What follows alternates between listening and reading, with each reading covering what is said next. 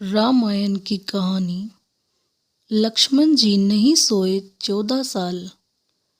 रामचंद्र जी को जब उनके पिता दशरथ राजपाट सौंपने वाले थे, तभी उनकी दूसरी पत्नी कैकेयी को उनकी दासी मंथरा ने खूब भड़काया। मंथरा ने कहा कि राजा तो आपके बेटे भरत को बनना चाहिए।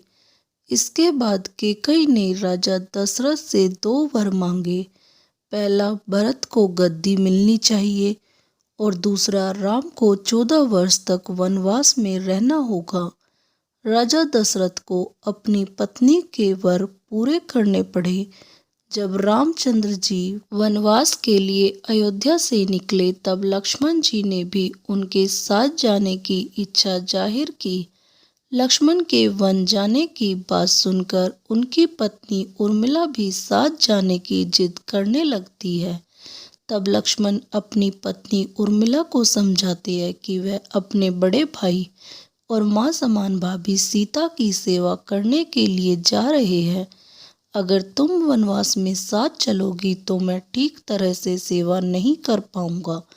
लक्ष्मण के सेवा भाव को देखकर उर्मिला साथ जाने की जिद छोड़ देती है और महल में ही रुक जाती है। वन में पहुंचकर लक्ष्मण भगवान राम और सीता के लिए एक कुटिया बनाते हैं। जब राम और सीता कुटिया में विश्राम करते थे, तब लक्ष्मण बाहर पहरादारी करते थे। वनवास के पहले दिन जब लक्ष्मण पहरेदारी कर रहे थे, तब उनके सामने निद्रा देवी प्रकट हुई। लक्ष्मण ने निद्रा देवी से वरदान मांगा कि वह 14 साल तक निद्रा मुक्त रहना चाहते हैं। निद्रा देवी ने कहा कि तुम्हारे हिस्से की नींद किसी और को लेनी होगी। लक्ष्मण कहते हैं कि उनके हिस्से की नींद उनकी पत्नी को दे दे।